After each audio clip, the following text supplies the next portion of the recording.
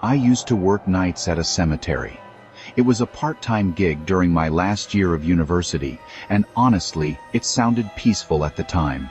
The pay was decent, and the job mostly involved checking that the gates were locked, walking the perimeter, and occasionally filing overnight maintenance logs. The cemetery was old like late 1800s old, and sat just outside a rural farming town that hadn't changed much in 50 years. My supervisor, a guy named Stan, had been doing this job for over a decade.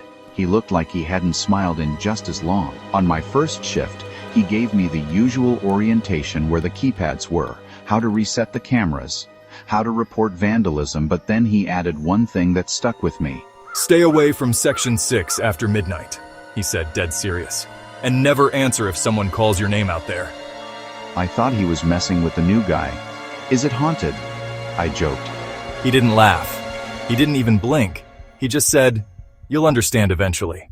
Then he handed me a flashlight, a two-way radio, and disappeared into his truck like a ghost.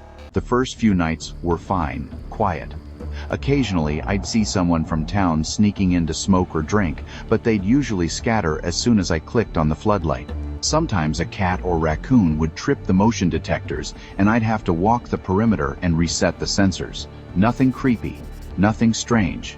Until my 7th shift. It was just past 1:00 a.m. when I heard it.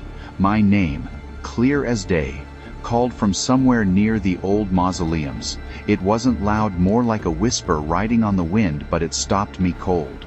The voice was familiar. It sounded like my mom. That didn't make sense. My mom lived 2 hours away, and she definitely wouldn't be wandering through a cemetery at night.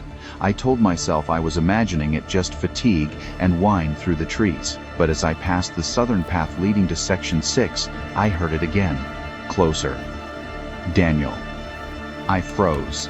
I know every horror story says that, but I mean it. I literally could not make my legs move for a few seconds. My body wanted to bolt, but something about the voice held me still. It didn't sound like a recording.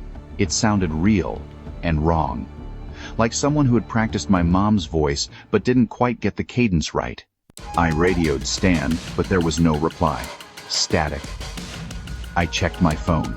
Full signal.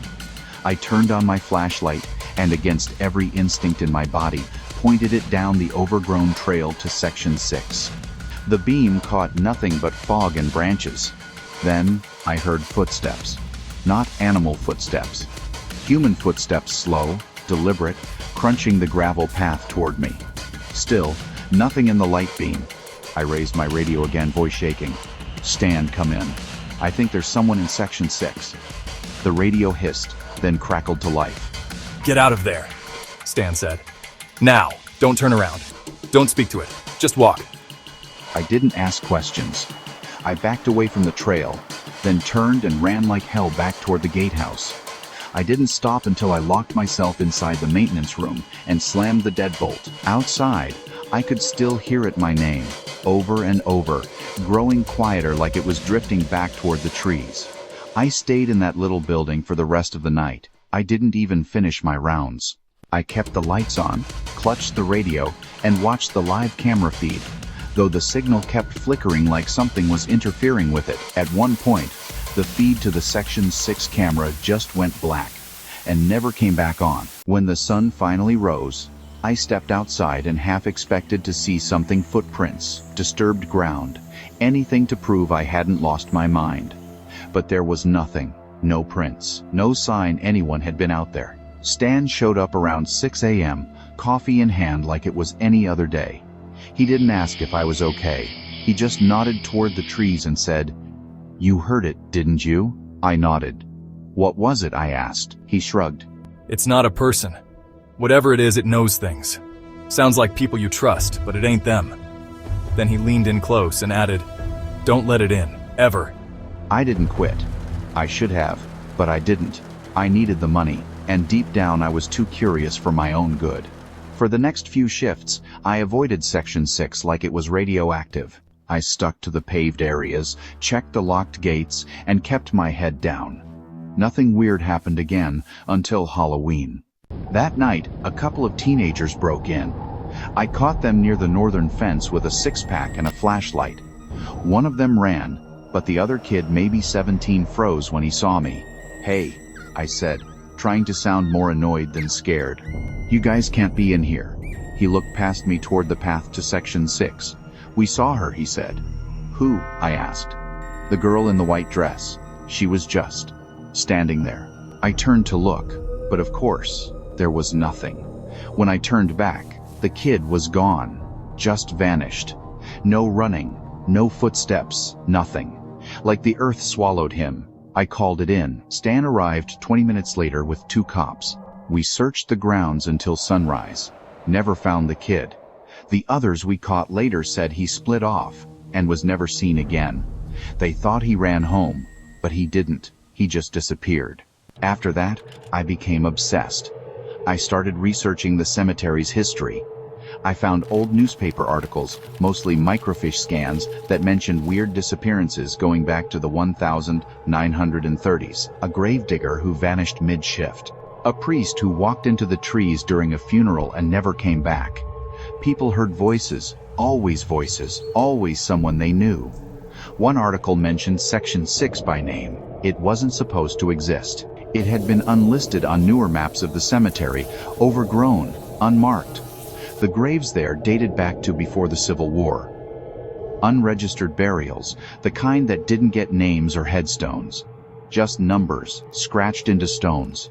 If you could find them at all. That's when I realized, whatever was in Section 6 had always been there.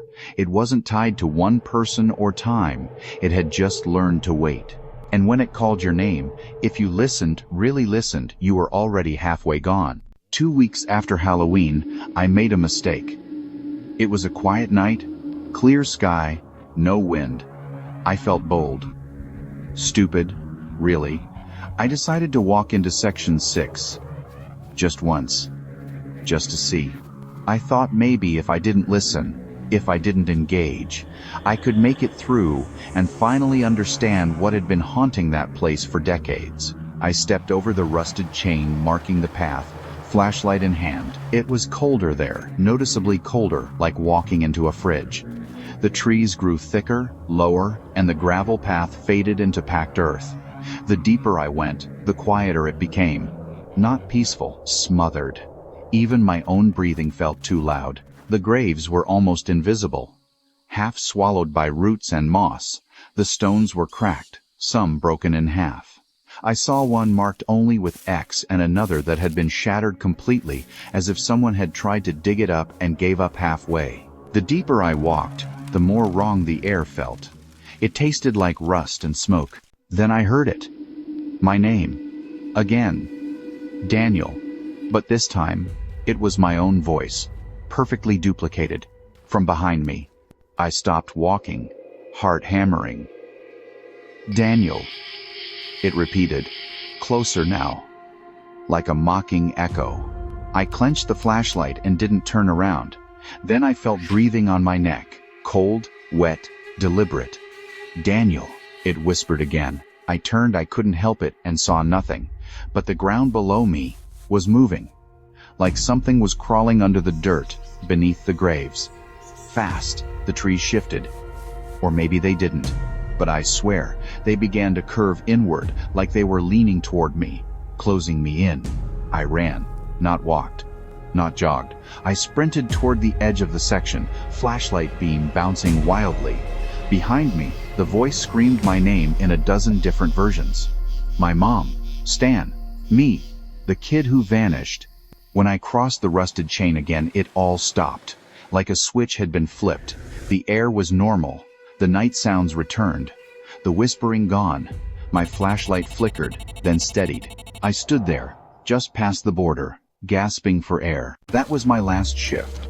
I turned in my keys the next day, and never came back. Stan didn't ask why. He just nodded and said, "I wondered how long you'd last. I don't know if he still works there. I don't want to know. Some places don't let you leave easy." A few months later, I drove past the cemetery on my way to visit an old friend. I didn't plan to stop, but as I passed the front gates, my radio, which wasn't even on, let out a sharp burst of static. Then I heard it again. My name. Daniel. I floored the gas and didn't look back. I've never returned, but I still have dreams. Always the same. I'm walking among nameless graves, the trees leaning in, and someone I love is whispering just behind me. Sometimes I listen. Sometimes I answer. I don't think I'm supposed to, but one night, I might not stop myself in time. I worked as a cemetery groundskeeper for 8 years in upstate New York, mostly doing basic landscaping, grave prep, and the occasional repair to old mausoleums. It wasn't glamorous, but I liked the quiet. Cemeteries didn't judge you. They didn't ask questions. And the dead didn't complain. Usually. It was a small operation, just me and one other guy, Jim, who'd been doing the job since before I was born. Jim had a limp and smoked constantly, but he knew every inch of that graveyard like it was his backyard. "Don't dig deeper than 6, he told me on my first day, no matter what. I assumed he meant 6 feet, grave digging protocol, right? But over time, I started to notice something weird. In the northwest corner of the cemetery, near the oldest plots, the ones with crumbling stones and names worn off, Jim always avoided working alone. And if we had to dig there, he brought a flask. One winter, Jim got pneumonia and was out for a month. The cemetery board still expected plots to be ready on time, so I was left to prep a site in the northwest corner by myself. It was an older burial, reinterment from an abandoned church plot. Just dirt and trees, nothing special, or so I thought. The ground was unusually soft. It hadn't rained recently, but the soil crumbled easy, like something had already broken it up. I went down past 5 feet, but the base was loose, unstable. So I kept digging. 6 feet, 7, even 8. At exactly 8 feet, my shovel hit something. Not a casket, not wood at all. It rang like metal, hollow. I cleared more dirt and found a lid. Square, rusted, bolted shut. It looked like an old hatch, the kind you'd see on a ship or in an old bomb shelter. But it was buried completely flat, no structure around it. Just that metal lid, and a symbol carved into it. It looked like an eye, surrounded by teeth. Not engraved, carved deep. I touched it, and my fingers tingled like I'd hit a live wire. Every instinct in my body told me to stop. So I did, for about 3 minutes. Curiosity overrode fear. I used a crowbar from the shed and wedged it under the lid. It didn't budge at first, but then I heard a hiss, like pressurized air releasing, and the hatch lifted with a groan that echoed through the earth. I only opened it a crack, but what came out wasn't air. It was a sound, low, vibrating, like a voice speaking from deep underground, but too slow and guttural to understand. And with it came a smell, like burnt hair and rotting meat. I slammed the lid shut, filled the dirt back in, and left everything right there. I didn't clock out. I just drove home and locked my doors. That night I woke up to the sound of something dragging across my porch. I looked outside, thinking maybe a raccoon or a fallen branch, but all I saw were footprints in the fresh snow. Bare feet, human. They circled my house 3 times, then stopped right outside my bedroom window. I didn't sleep the rest of the night. I sat in the living room with a baseball bat, watching the snow melt around those barefoot prints as the sun came up. I followed them in the morning. They led from the woods behind my house, circled the porch, and vanished back toward the tree line. But not before spelling something out on my lawn. It wasn't a word, just that same eye with teeth symbol pressed into the snow like someone had knelt and traced it with a finger. I called Jim that afternoon and told him everything. He was silent for a long time, then said, "You opened the hatch, didn't you?" I told him I'd barely cracked it. He cursed under his breath, then said, "They buried it for a reason. It's not a grave, it's a lock." When I asked what was down there, he said something I'll never forget. Not who, what, and now it knows you. That night, I boarded up my windows and left every light in the house on. Around midnight, my power went out. Total silence. Then, tapping on the back door, not knocking. Tapping, rhythmic, deliberate, like fingernails. I didn't move. I didn't breathe. It stopped after maybe 10 minutes. Then I heard it walking, barefoot, across the hardwood floor of my back deck, slow pacing. I gripped the bat until my hands went numb. Finally, I heard the sound fade away into the distance. The power flicked back on 10 minutes later. I quit the job the next day, told the board I had personal issues. Jim didn't blame me. He just handed me a flask and said, "Don't talk about it, not to anyone local, and whatever you do, never go back there, even to visit." For a while, I listened. I moved to another town, found work as a janitor at a private school, and tried to put it behind me. But weird things started happening. I'd find dirt in my shoes when I hadn't gone outside. I'd hear the sound of shovels scraping in my basement, even though there was no dirt floor. One night, I woke up with a mouthful of soil. I gagged, turned on the light, and saw handprints across the ceiling. Just smudges. But they were upside down, like something had been crawling up there watching me sleep. I reached out to an old local historian, told him I was writing a story about odd cemetery artifacts. When I mentioned the northwest section and the hatch, he went quiet, then said, "There were rumors, something buried before the cemetery was even built, not a person, something older." He said the old property records listed the area as cursed ground. Native tribes avoided it, calling it a thin place, a spot where things could cross over, but only if someone opened the way. And the carvings? Those were warnings, not decorations. I asked the historian if he thought it was still active. He hesitated. "If something like that is stirred," he said, "it doesn't go back to sleep, not without a cost." He suggested I move far away. "Water helps," he added cryptically. "Deep, moving water. It can't follow easily through rivers." So I moved again, this time to Oregon. Rented a place near the Columbia River. For the first few months, things were quiet, peaceful even. But on the 94th night after I left New York, I counted. I heard it again. A knock on the window, same rhythm, same pressure in my chest. That same voice, slow and gravelly, whispering my name. I called Jim the next day. The number was disconnected. I looked up his obituary. He died 2 weeks earlier. Heart failure, alone in his house. His front yard had bare footprints in the dirt. His neighbors assumed it was teenagers. I knew better. I thought about going back to the cemetery, maybe sealing the hatch again, maybe burning the ground.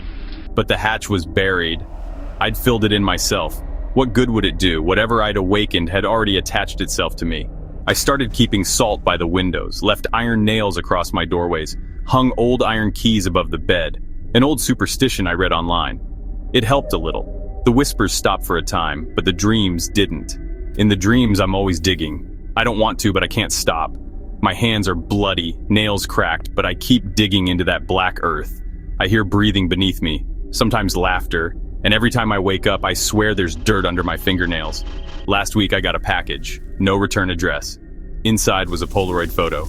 It showed the northwest section of the cemetery, freshly dug. The hatch was open, wide open. The photo was dated 2 days prior. I hadn't told anyone where it was. No one should have known. I don't sleep much now. I've moved again to a basement apartment downtown. No yard, no soil, just concrete and steel. Still, sometimes I hear footsteps in the hallway at 3 a.m. slow. Bare, dragging. They never knock, but I know they're waiting. I've thought about turning myself in somewhere, maybe a psych ward, maybe a church. But what would I say? I opened something that wasn't meant to be found and now it follows me? No one would believe me. Hell, I barely believe myself. But I know what I saw. I know what I hear. So if you ever find yourself digging in an old cemetery and your shovel hits something metal, stop. Don't get curious. Don't touch it. Just fill it in. Walk away and forget it ever happened, because there are things under the ground that aren't dead. They're waiting, and they remember who disturbed them. My family owns a plot of land in rural Kentucky, about 20 acres of wooded hills and thick underbrush that used to belong to my great-grandfather. It's been passed down for generations and most of us never go near it. It's not just remote, it's wrong. People say it feels heavier than it should, like the trees are watching.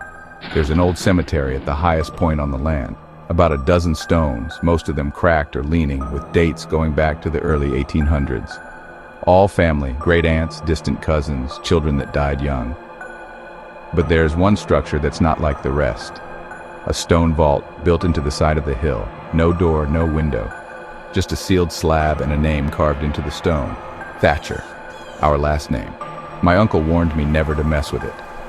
"It's not a grave," he said, "it's a prison." I thought he was joking. Every Southern family has some weird folklore. Ours was full of it. My dad told me ghosts were real. My aunt believed in Appalachian witches.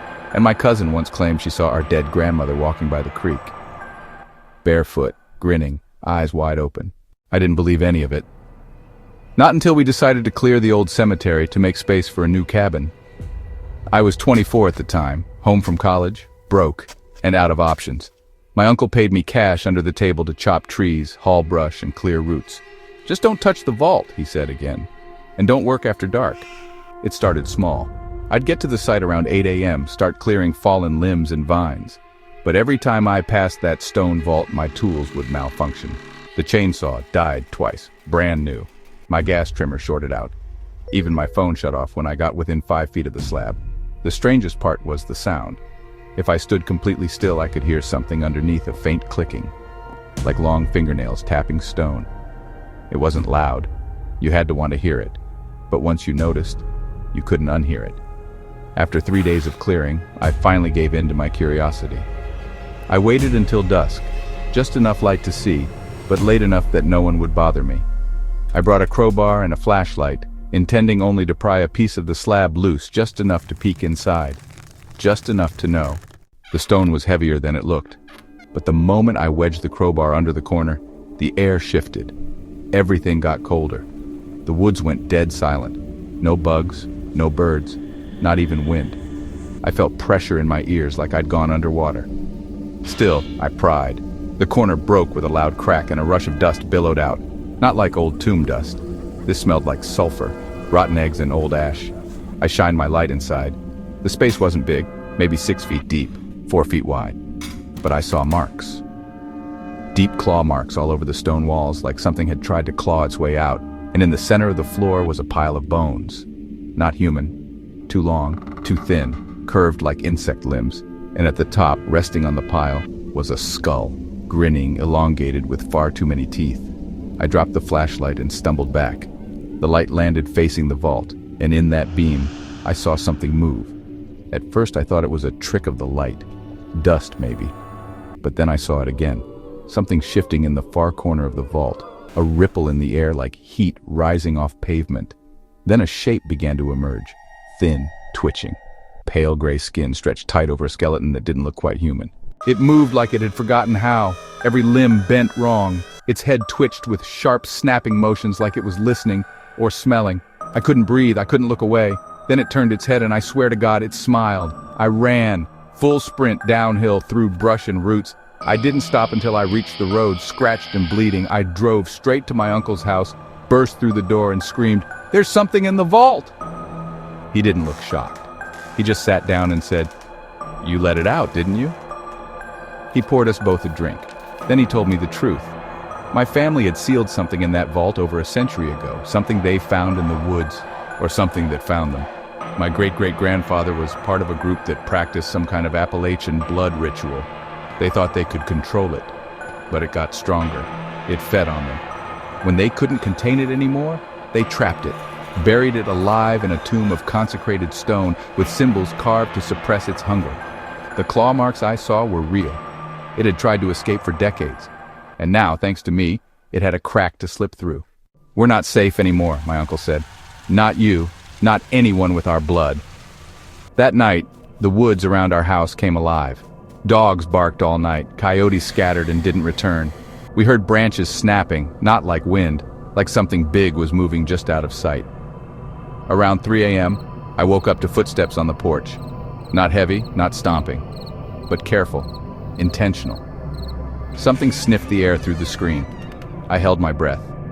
Then came a sound I can only describe as a chittering, like dozens of teeth grinding together just outside the window. The next morning we found the barn torn open, not collapsed, ripped, like something had dug claws into the wood and peeled it back. Inside, my uncle's goats were gone, all of them. No blood, no tracks, just scratch marks all over the walls and ceiling. We tried to reseal the vault, returned to the hill at noon, broad daylight. I brought bags of concrete, salt, and a rifle. The slab was cold to the touch, too cold for summer. I never looked back inside. I just poured the concrete, recarved the old symbols, and covered it in stones. My uncle said prayers in a language I'd never heard before. It's been 6 months. We haven't seen it since. But some nights the trees go quiet again. The clicking starts up under the ground, and every so often my trail cameras catch something at the edge of the cemetery, just out of focus, just beyond the light. Watching, waiting. Last month I found claw marks on my bedroom window. 3 long scratches deep enough to catch the moonlight. They weren't fresh, weeks old, but they weren't there before. I'm not sure how they got there. My uncle won't return my calls. I don't know if he's scared or if he thinks I'm cursed. But I don't blame him. I don't want to talk to anyone, not even my family, because once you wake something like that, it doesn't just stay buried. Sometimes, when the wind is right, I hear that clicking again. It's softer now, almost playful, like whatever's beneath the hill is toying with me, waiting for me to slip up, waiting for the slab to crack again. I've moved twice since then. No more woods, no more hills, just apartments and streetlights. But the shadows follow. At night, I feel eyes on me. Cold, empty eyes that don't blink, the kind that never leave. Last week, I dreamed of the vault. The slab cracked open and that creature crawled out. It whispered my name, slow and patient. "Thatcher," it said, voice like 1,000 nails scraping on stone. I woke up gasping, heart racing. I don't know if I'll ever be free of it. Maybe it's tied to my bloodline, or maybe it's just waiting for the right moment to come back. All I know is that every time I hear that clicking, I'm reminded, some things in this world aren't meant to be disturbed. I thought the vault was a prison, but now I'm not so sure. Maybe it was a warning. Maybe it was the only thing keeping the darkness at bay. And maybe, just maybe, the real terror isn't what's trapped beneath the hill. It's what happens if it ever breaks free. So if you ever find yourself near a forgotten cemetery or an old family vault, or a stone slab carved with symbols you don't understand, do yourself a favor. Walk away. Don't pry. Don't listen to the tapping or the clicking. Because whatever's waiting down there has been patient for a long time, and if it calls your name, don't answer, because once you do, it never forgets. It never lets go, and it always comes back.